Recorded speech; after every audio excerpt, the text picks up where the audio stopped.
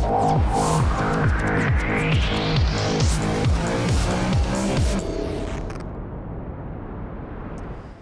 I'm here at the Broadcast Bionics stand here in IBC 2017, and I've got Phil Bignell with me. Hi, Phil. Hi, you all right? Yeah, not too bad.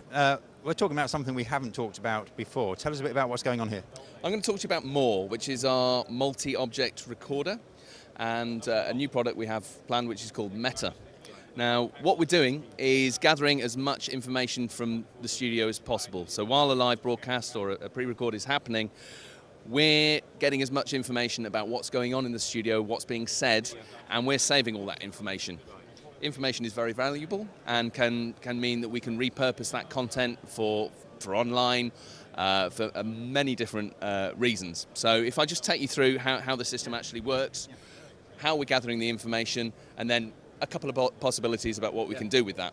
So the way that radio is made hasn't really changed for about 90 years. People go into a studio, use a mixing console, use microphones. We just need to look at what's going on and save as much of that information as possible. So we have a piece of software here, which is our multi-object recorder, and that knows the IP address of this console. This is an Axia Livewire console, so anything that's going on is available for us to hoover up the information. So we know the exact location of every button, what it's doing, where the faders are, the amount of EQ that's applied to each channel, what source is assigned to each channel, the corresponding Livewire channel as well. So we can actually grab that audio when something is happening when it's of interest to us. So the way that the radio station operates, faders go up, people talk into microphones. I'm on the main presenter microphone here. I move over to here and speak into the guest microphone. Faders then go down. We've captured the audio and the activity on the console. We've also live transcribed the speech to text as well. So exactly what was said in that link is now saved and which person said it. If we had a phone caller on the phone system, we would have the name of the person to apply to that audio as well and exactly what they said. If you imagine this is a speech station, actually some of that might be very, very useful. So if we had Theresa May talking on the phone about Brexit, everybody wants to get that information, we're able to now to search that based on exactly what she said and when she said it. We can then reuse that information by using a multi-track editor, in this case Adobe Audition. We're able to bring up all those elements and apply them to a multi-track session.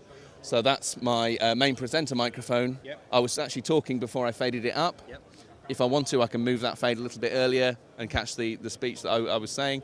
Same with the guest microphone here. If I had a music bed playing, that would appear on a different channel. If I had some station IDs coming in, a phone caller, they would all be on separate channels of the multi-track. The great bit is now, the clever bit, is that I can take out any of those audio elements. So if I just want Theresa May talking without the host breathing in the background or shuffling papers, I can just isolate that one track, as you can in a recording studio. If I need to change the fader state, I can just play it through as it is, and it will replicate the desk output recording that you would traditionally record. You just get the left and right. Being able then to dissect that, to unmix it, and repurpose that content gives people a lot more scope to produce elements for other radio stations, take out all the station branding, take out the music, because you can't use it in the online content.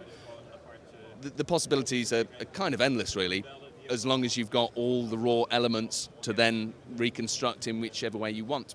Fantastic.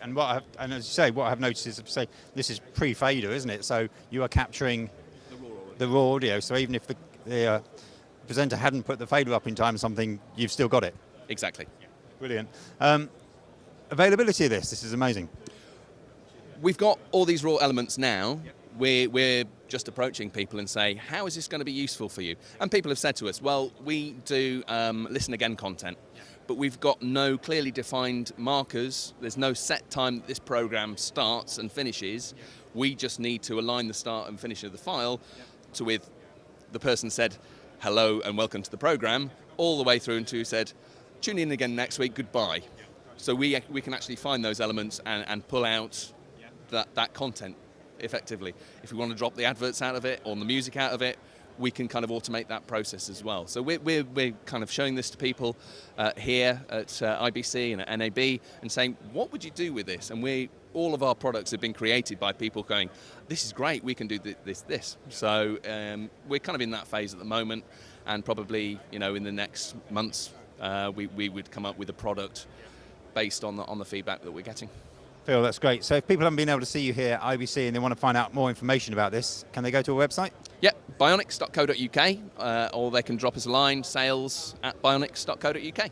Fantastic, Phil. Thank you very much. Well, they have it, an amazing product here from Broadcast Bionics. Don't forget to check them out on their website.